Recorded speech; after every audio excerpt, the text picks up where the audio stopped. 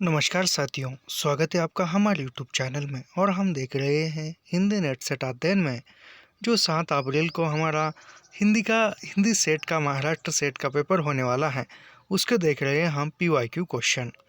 इस PYQ question में यह जो है 2023 में हुआ प्रश्न पत्र है। इसमें है पहला प्रश्न, इनमें से किस आलोचक ने देवरानी जेठानी की कहानी को हिंदी का प्रथम उपन्यास या पहला उपन्यास माना? तो इसका जो सही उत्तर है वह है गोपाल राय। अगला प्रश्न है, निम्नलिखित में से कौन सा उपन्यास मिश्र बिंदु का नहीं है? यहाँ पर जो झांसी की रानी है वह मिश्र बिंदु का उपन्यास नहीं है। कफन कहानी सर्वप्रथम किस पत्रिका में प्रकाशित हुई थी? तो कफन कहानी जो है वह सर्वप्रथम चांद पत्रिका में प्रकाशित हुई थी। अगला प्रश्न है, इनमें से कौन सा कहानी संग्रह जयशंकर प्रसाद का नहीं है? तो यहाँ पर जयशंकर प्रसाद का जो कहा अमर वल्लरी, यह जयशंकर प्रसाद का कहानी संग्रह नहीं है। आंधी है, इंद्रजाल, आकाशदीप, यह 3 जो है यह जयशंकर प्रसाद के कहानी संग्रह है, मगर अमर वल्लरी जो है वह जयशंकर प्रसाद का कहानी संग्रह नहीं है। अगला है, भारतेंदु हरिश्चंद्र और हिंदी निबंध के लेखक है। भारतेंदु हरिश्चंद्र और हिंदी निबंध जो है आचार्य रामचंद्र शुक्ल ने लिखा हुआ है। अगला प्रश्न है, निम्नलिखित में से कौन सा एकांकी नहीं है? तो यहाँ पर जो है प्रेत और छाया, यह एकांकी विधा में नहीं आती है। अगला प्रश्न है, युद्ध में कई लोग मारे गए, इस वाक्य में प्रयुक्त कई शब्द में किस सर्वनाम का प्रयोग है? तो यहाँ पर जो है निश्चयवाचक सर्वनाम है, यानी निश्चय नहीं कहा सकता। हीरामन नौटंकी कंपनी की स्त्री को क्या समझता था? नहीं, हीरामन जो है नौटंकी की स्त्री को बाईजी समझता था। अगला प्रश्न है, आत्मनेपद किस विधा की रचना है? आत्मनेपद यह आगे द्वारा रचना है, और आत्मनेपद आलोचना भी है और निबंध भी है। समीक्षा और आलोचना, समीक्षा और निबंध है। आत्मनेपद यह आगे द्वारा लिखित है, और आत्मनेपद निबंध भी है, और यहाँ समीक्षा भी है, निबंध भी है और समीक्षा भी है। समीक्षा भी है, आगे नहीं लिखा हुआ है आत्मनेपद। अगला प्रश्न है, निम्नलिखित में से किस पुस्तक में प्रगतिशील लेखक संघ की स्थापना का विवरण हुआ है? यानी निम्नलिखित में से किस पुस्तक में प्रगतिशील लेखक संघ की स्थापना का विवरण हुआ है? तो इसका उत्तर है रोशनाई। अगला प्रश्न है, यहाँ पर जो सुमेलित कीजिए वह प्रश्न है। यहाँ पर यह जो है दोनों गलत है, तो इसमें पर्याय बराबर नहीं है, यहाँ पर भी और यहाँ पर भी। तो अगले प्रश्न की ओर बढ़ते हैं। निम्नलिखित में से काव्य पंक्तियों को उनकी काव्य रचनाओं के साथ सुमेलित कीजिए। यानी यहाँ पर काव्य पंक्तियों को काव्य रचनाओं से मिलाना है। अभिलाषाओं की करवट, फिर लुप्त व्यथा का जगना, सुख का सपना हो जाना, भीगी पलकों का गलना, यह जो है आंसू काव्य की पंक्ति है। आंसू, काम भी मुझसे ही सदा है, शेर भी मुझसे गदा, यह कुकुरमुत्ता की पंक्ति है।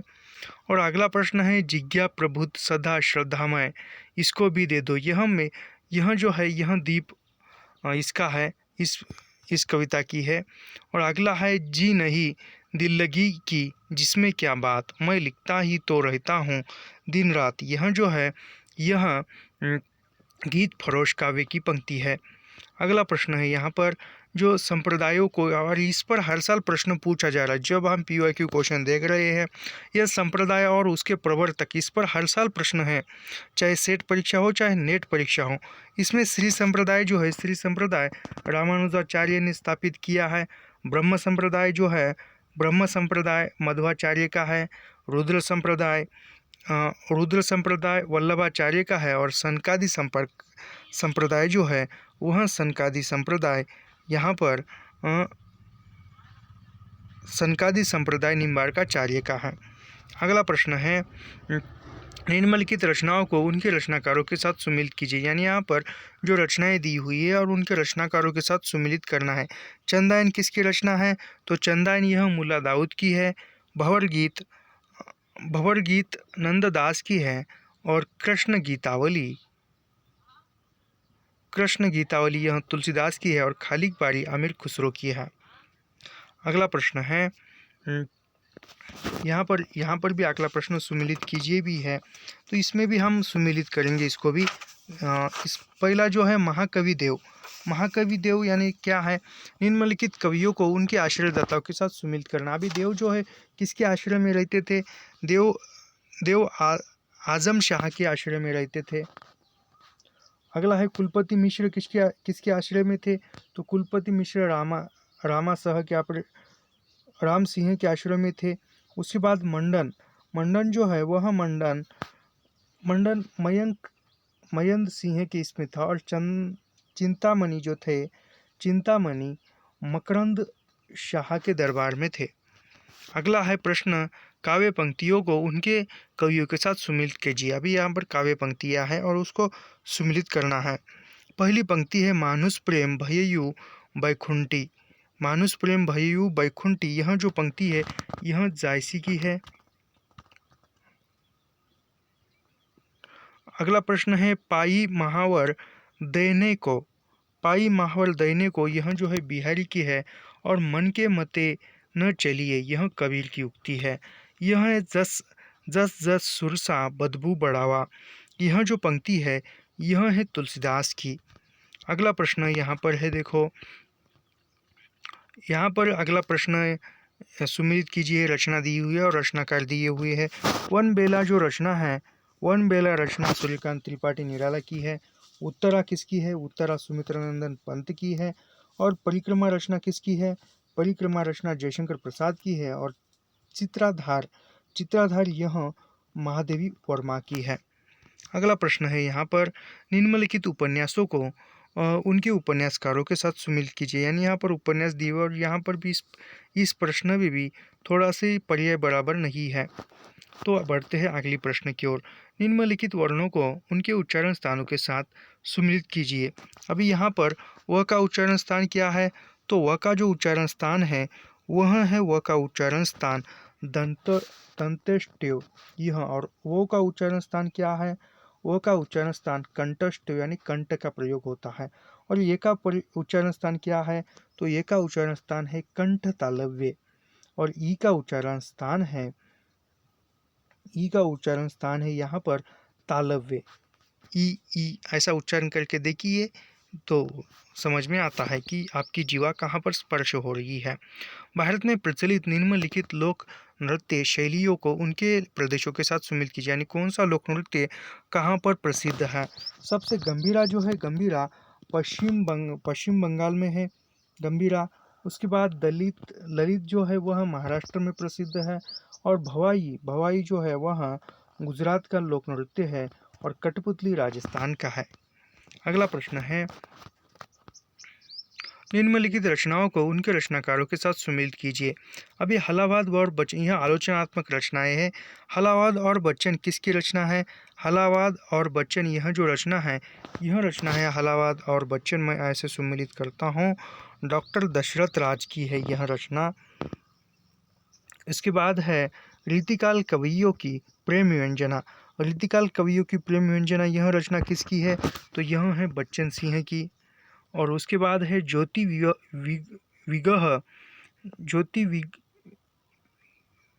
विवाह, यह जो रचना किसकी है? तो यह रचना है, देखो, डॉक्टर शांतिप्रिय द्विवेदी की। और छायावाद का पतन, यह जो है यह डॉक्टर देवराज की किताब है। अगला प्रश्न है निम्नलिखित रचनाओं को उनके लेखकों के साथ सुमिलित कीजिए। यानी अरे यायावर रहेगा याद, यह किसका है? आज्ञे का है। अरे यायावर रहेगा याद, यह यात्रा वर्णन आज्ञे का है। मेरी तिब्बत यात्रा राहुल सांस्कृत्यायन का है। आखिरी चट्टान तक मोहन राकेश का है। और वह भी कोई देश है महाराज, यह जो है अनिल यादव का है। अगला प्रश्न है निम्नलिखित सिद्धांतों को उनके विचारों के साथ सुमिलित कीजिए। यहाँ पर जो पाश्चात्य काव्यशास्त्र की जो सिद्धांत है उसके विचारों के प्रवर्तकों के साथ हमें सुमिलित करना है। पहला है मनोविश्लेषणवाद। मनोविश्लेषणवाद किसका है? तो मनोविश्लेषणवाद यह युंग का है। उसके बाद अस्तित्ववाद किसने बताया? अस्तित्ववाद डॉक्टर पाल सार्त्र ने कहा है, जॉर्ज पाल सार्त्र। और उत्पत्तिवाद किसका है?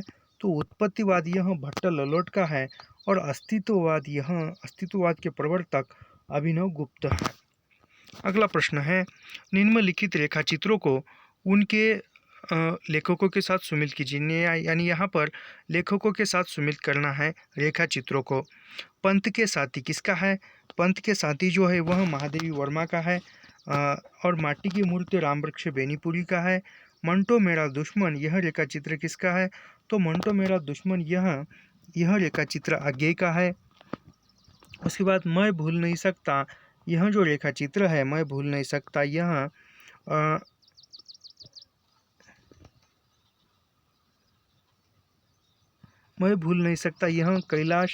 कैलाशनाथ काटजू का है। अगला प्रश्न है यहाँ पर जो संस्कृत आचार्य तथा उनके ग्रंथों को सुमिलित कीजिए। यानी अब संस्कृत आचार्यों के जो ग्रंथ है उनको उन ग्रंथों के साथ सुमिलित करना है। दंडी का ग्रंथ कौन सा है? तो दंडी का ग्रंथ यहाँ पर है काव्यदर्श। मम्मट का ग्रंथ कौन सा है? तो मम्मट का ग्रंथ जो है यहाँ पर बताया हुआ है, मम्मट का ग्रंथ काव्य प्रकाश, यह मम्मट का है। और रुयक का ग्रंथ कौन सा है? तो रुयक का जो ग्रंथ है वह है रुयक का ग्रंथ अलंकार वर्चस्व। और विश्वनाथ का है कौन सा ग्रंथ है यहाँ पर? तो विश्वनाथ का है साहित्य दर्पण। अगला प्रश्न है, निम्नलिखित उदाहरणों को व्यक्त अलंकारों के साथ सुमिलित, यानी इस पंक्ति में कौन सा अलंकार है यह पहचानना है। परि प्रेम नंदलाल के मोहि न भावत जोग, मधुप राजप पाई के भीख न मागत लोग। इसमें जो है इसमें कौन सा अलंकार है? इसमें दृष्टांत बताया हुआ है। अगला कौन सा है? अली इन लोयन को कछु उपजी पड़ी बलाय, नीर भरे नित प्रति रहे तऊ न प्यास बुझाए। इसमें कौन सा है? इसमें जो है इसमें विशेषोक्ति बताई हुई है। और अगला है हृदय घाव मेरे पीर रघुबीरे। हृदय घाव मेरे पीर रघुबीरे में जो है असंगति अलंकार बताया हुआ है। अंतिमतः है नभ फर रही अति उच्च निशाना, तीन मह अटकही विबुद्ध बिताना। यह जो है यह उक्ति जो इसमें अतिशोक्ति अलंकार है। अगला प्रश्न है, निम्नलिखित भारतेंदु हरिश्चंद्र के नाटकों के नाट्य भेदों को उनके सुमिलित कीजिए। यानी कौन सी कृति किस नाट्य भेद में आती है यह हमें पहचानना है। वैदिक हिंसा न बहुती यह किस भेद का है? तो वैदिक हिंसा न बहुती यह जो है यह प्रहसन है। वैदिक हिंसा न बहुती। और सत्य हरिश्चंद्र क्या है? तो सत्य हरिश्चंद्र यह जो है नाटक है। उसके बाद श्री चंद्रावली क्या है?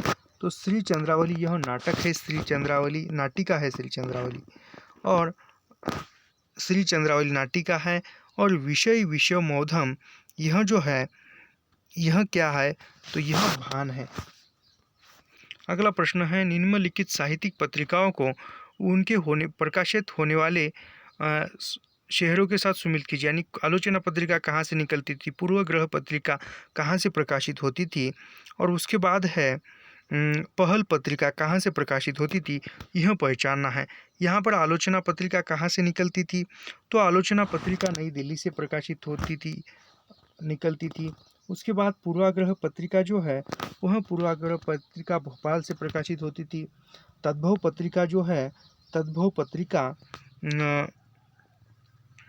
पत्रिका लखनऊ से निकलती थी। और पहल नामक जो पत्रिका है वह निकलती थी जबलपुर से। अगला प्रश्न है हमारा यहाँ पर, निम्नलिखित रचनाकारों को उनकी रचनाओं के साथ सुमिलित कीजिए। यानी लेवतार की रचना कौन सी है? तो यहाँ पर है देखो, लेवतार की रचना है, एक मिनट लेवतार की रचना यहाँ पर है देखो, the years 2000 has already hampered in, यह लेवतार की रचना है। बौंदरिया की रचना कौन सी है? तो बौंदरिया की रचना है यहाँ पर the mirror of production. Ishmael Reed की रचना कौन सी है? तो इस्माइल रीड की रचना है फ्लाइट टू कनाडा। और इसके बाद जॉक देरिडा की रचना है यहाँ पर राइटिंग एंड डिफरेंस, यह जॉक देरिडा की रचना है। अगला प्रश्न है, निम्नलिखित भाषा के अभिलक्षणों का संगत वर्ग पहचानिए। भाषा के अभिलक्षण कौन से हैं? तो भाषा के अभिलक्षणों में सृजनात्मकता, परिवर्तनशीलता, द्वैत, अनुकरण, ग्राह्यता, यह जो क्रम है भाषा के परिलक्षणों का, अभिलक्षणों का सही क्रम है। अगला प्रश्न हमारा है सरल वाक्य के प्रकारों का संगत वर्ग कौन सा है? अभी सरल वाक्य के प्रकारों का संगत वर्ग जो है वह है कर्मपूरकीय, अकर्मकीय, एक कर्मकीय और द्विकर्मकीय। यह जो है सरल वाक्य के वाक्य प्रकारों का संगत वर्ग है। अगला प्रश्न है निम्नलिखित में से अमेरिकी परिवार की भाषाओं का संगत वर्ग। अभी अमेरिकी परिवार की भाषाओं का संगत वर्ग कौन सा है? तो इसमें है देखो अमेरिकी भाषा के इसमें एस्किमो, हथौस्कप, चकोरी और गुअर्नी, यह जो क्रम है सही है। अगला प्रश्न है सूफियों का संगत क्रम आचार्य रामचंद्र शुक्ल के अनुसार बताइए। यानी यहाँ पर सूफी कवियों का संगत क्रम शुक्ल के अनुसार क्या है? तो कुतुबन, जायसी, मंझन और ऊसमान, यह जो क्रम है आचार्य रामचंद्र शुक्ल ने बताया हुआ है सूफी कवियों का। जायसी की रचनाओं का संगत वर्ग बताइए।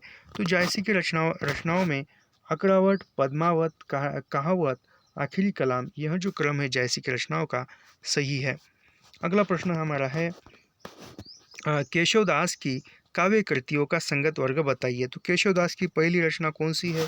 कवि प्रिया, रसिक प्रिया, विज्ञान गीत और रतन बावनी, यह क्रम सही है केशवदास की रचनाओं का। अगला प्रश्न है निम्नलिखित में से रीतिबद्ध कवियों का संगत वर्ग। अभी रीतिबद्ध कवियों का संगत वर्ग कौन सा है यहाँ पर? तो यहाँ पर जो है थोड़ा सा ऊपर नीचे दिया हुआ है क्योंकि बराबर नहीं है, क्योंकि मतीराम पहले आते हैं, देव दूसरे आते हैं और घनानंद जो है वह अंतिम है और पद्माकर 3 नंबर के आते हैं। तो यहाँ पर देव जो है, देव यहाँ पर पहले है, मतीराम यहाँ पर पहले बताए, 1 मिनट, मतीराम यहाँ पर पहले बताए है, ये सही है, लेकिन इसके बाद देव नहीं है। मतीराम के बाद देव कहीं पर नहीं दिखाई देते हैं। तो इसके बाद इस प्रश्न के पर्यायों में थोड़ी सी गड़बड़ है, परीक्षा विभाग ने की हुई है। राम काव्य धारा के कवियों का संगत वर्ग। अभी राम काव्य धारा के कवि कौन से हैं? तो राम काव्य धारा के कवियों का संगत वर्ग बता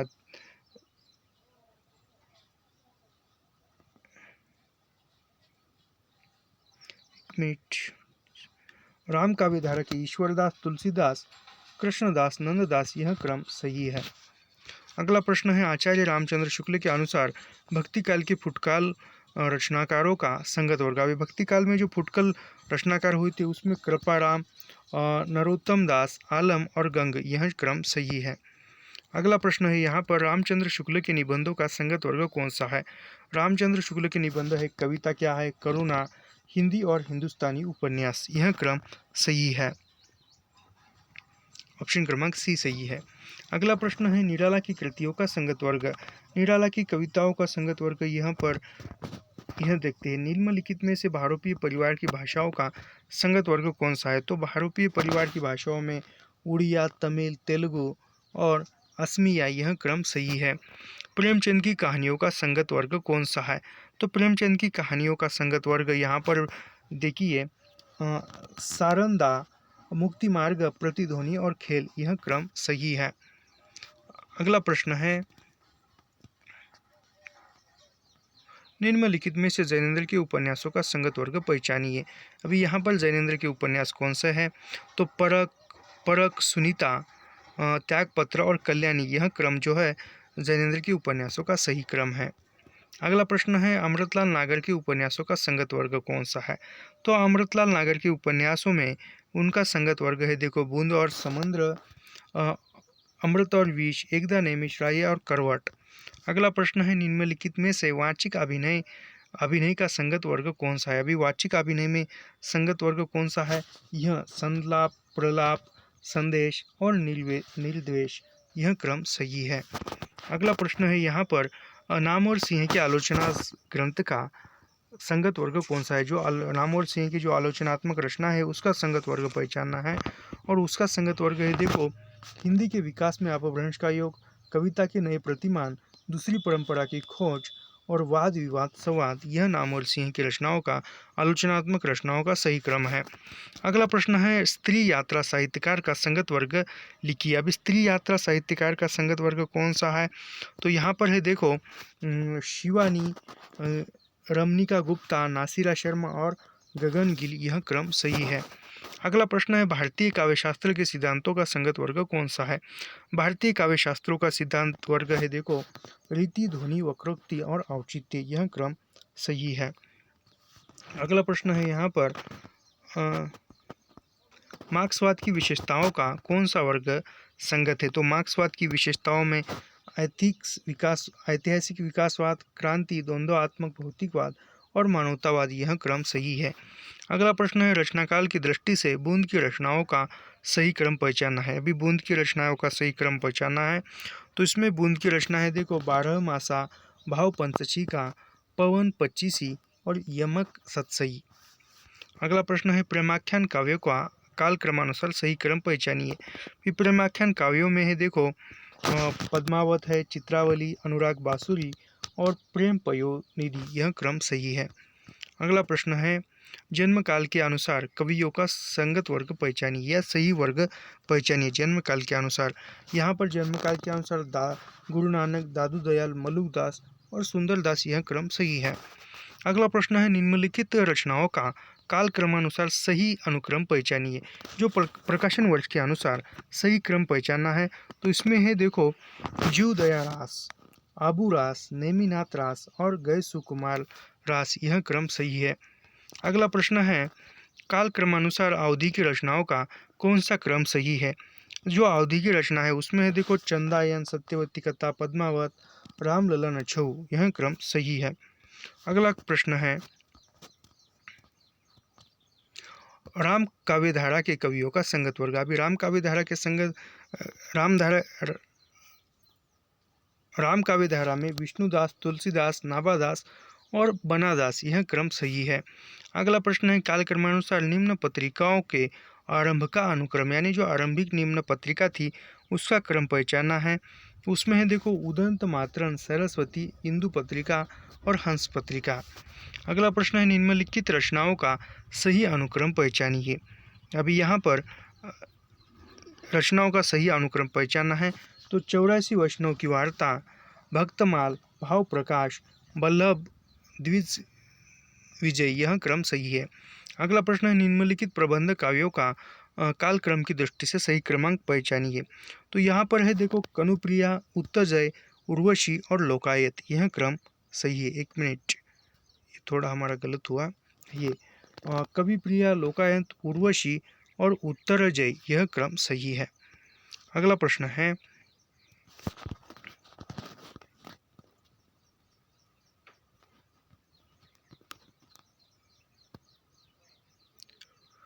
अनस्त व्यंजनों का सही क्रम पहचानिए। अभी जो अनस्त व्यंजन होते हैं उसका सही क्रम हमें पहचानना है। यहाँ पर दिए हुए हैं अनस्त व्यंजनों में य, र, ल, व, यह क्रम सही है। निम्नलिखित उपन्यासों को काल क्रमानुसार सही क्रम में लगाइए। तो यहाँ पर उपन्यासों में है देखो नूतन चरित्र, नूतन ब्रह्मचारी, विधवा विपत्ति और जया, यह क्रम सही है उपन्यासों का। अगला प्रश्न है, निम्नलिखित औपन्यासिक रचनाओं का सही अनुक्रम क्या है? यहाँ पर ऐतिहासिक उपन्यास है विराट की पद्मिनी, अप्सरा, चित्रलेखा और वैरक्षाम, यह क्रम सही है। अगला प्रश्न है, यह भी सुमेलित कीजिए भी है, प्रकाशन वर्ष की दृष्टि से निम्नलिखित कहानी संग्रह का अनुक्रम बताइए। प्रकाशन वर्ष की दृष्टि से, तो यहाँ पर है देखो सोजे वतन, चिंगारिया, आकाशदीप और वातायन। अगला प्रश्न है, और राष्ट्रीय काव्यधारा के कवियों का संगत वर्ग पहचानिए। तो राष्ट्रीय काव्यधारा में है देखो माखनलाल चतुर्वेदी प्रथम आते हैं, बालकृष्ण शर्मा आते हैं, बालकृष्ण शर्मा नवीन, सुभद्रा कुमारी चौहान और दिनकर। अगला प्रश्न है, जगदीश चंद्र माथुर के एकांकी नाटकों का अनुक्रम पहचानिए। जगदीश चंद्र माथुर के जो एकांकी है उनका सही क्रम हमें पहचानना है। तो यहाँ पर है देखो कलिंग विजय, रीढ़ की हड्डी, मकड़ी का जाला और शारदीय, यह जो है क्रम सही है। अगला प्रश्न है, नाटकों का सही अनुक्रम पहचानिए। तो नाटकों का सही अनुक्रम में है देखो कोणार्क, शतुरमुर्ग, बकरी, कबीरा खड़ा बाजार में, यह क्रम सही है। अगला प्रश्न है, जन्मकाल के अनुसार महिला लेखिकाओं का सही अनुक्रम पहचानिए। यानी यहाँ पर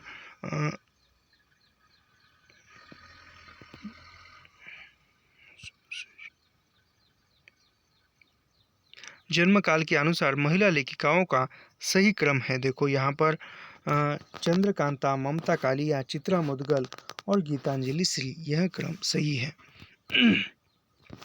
अगला प्रश्न है अन्य पुरुष कर्ता एक वचन का सही क्रम है। तो अन्य पुरुष कर्ता में ही देखो यह, वह, इसने, उसने, यह क्रम सही है। निम्नलिखित आलोचना दृष्टियों का सही अनुक्रम पहचानिए। तो यहाँ पर जो आलोचनात्मक कृतियाँ हैं उसका सही क्रम पहचानना है और उसका सही क्रम है देखो रूपवाद, नई समीक्षा, संरचनावाद, उत्तर संरचनावाद। अगला प्रश्न है हमारा, यहाँ से तर्क और स्थापना के क्वेश्चंस प्रारंभ होते। काल क्रमानुसार स्वतंत्रवादी कवियों का सही अनुक्रम पहचानिए। जो काल क्रमानुसार है तो इसमें है देखो काल क्रमानुसार में वर्ड्सवर्थ, बायरन, शेली और किट्स। यहाँ से तर्क और स्थापना के प्रश्न जो है वह प्रारंभ होते हैं। यहाँ से पहले प्रश्न की हम स्थापना पढ़ते हैं। अजनबीपन से ग्रस्त मनुष्य को जो पाशव है वही मानवीय और मानवीय अंततः पाशव है। यह जो क्रम है, यह स्थापना जो है बिल्कुल सही है। तर्क क्या कहता है, अजनबीपन आधुनिक मनुष्य जीवन की त्रासदी है, यह भी बिल्कुल सही है। यानी स्थापना और तर्क दोनों सही है। अगला प्रश्न है हमारा, प्रियतम के वियोग से जो दुख होता है उसमें कभी दया या कभी दया करुणा का भी कुछ अंश मिला होता है, बिल्कुल सही है। तर्क है प्रियतम के वियोग पर उत्पन्न करुणा का विषय प्रियतम के सुख का निश्चय है, यह भी सही है। यानी यहाँ पर भी स्थापना और तर्क दोनों सही है। अगला प्रश्न है हमारा, स्थापना क्या है। तो गोस्वामी जी के प्रादुर्भाव को हिंदी काव्य के क्षेत्र में एक चमत्कार समझना चाहिए, बिल्कुल सही है। और गोस्वामी जी चमत्कार में विश्वास रखते थे, यह बिल्कुल गलत है। यानी यहाँ पर स्थापना सही और तर्क गलत है, क्योंकि गोस्वामी तुलसीदास चमत्कार में विश्वास नहीं रखते थे। अगला प्रश्न है, स्त्रियां पुरुष संबंधों से मुक्ति नहीं बल्कि अधिकारों की अपेक्षा करती है, यह बिल्कुल सही है। यानी स्त्रियां पुरुषों से अधिकारों से मुक्ति नहीं बल्कि अधिकारों की अपेक्षा रखती है, यह बिल्कुल सही है। स्त्री विमर्श से नारी जीवन में परिवर्तन की अपेक्षा है, यह भी बिल्कुल सही है। यानी यहाँ पर भी स्थापना और तर्क दोनों सही है। अगला प्रश्न है हमारा, स्थापना है रस सुखात्मक है और न दुखात्मक, रस दशा हृदय की मुक्त अवस्था है, यह बिल्कुल सही है। रसानुभूति मानसिक परिदोष है, यह भी बिल्कुल सही है। यानी यहाँ पर भी स्थापना और तर्क दोनों सही है। अगला प्रश्न है, कवि परमात्मा की बात के व्याख्याकार मात्र है। कवि परमात्मा की बात के व्याख्याकार है, यह गलत है, व्याख्याकार नहीं है। वहाँ बोलने वाला ईश्वर ही होता है जो कवि को माध्यम बनाकर अपनी बात कहता है। यानी यहाँ पर स्थापना और तर्क दोनों गलत है। अगला प्रश्न है, मनोविश्लेषणवाद में सबसे ज़्यादा महत्व व्यक्ति के मन को दिया जाता है, यह बिल्कुल सही है। स्थापना सही है। तर्क क्या कहता है, क्योंकि व्यक्ति का मन सामाजिक प्रबंधों में कैद होकर जड़ हो जाता है। यानी यहाँ पर स्थापना और तर्क दोनों सही है। अगला प्रश्न है यहाँ पर 76 नंबर का है अगला प्रश्न,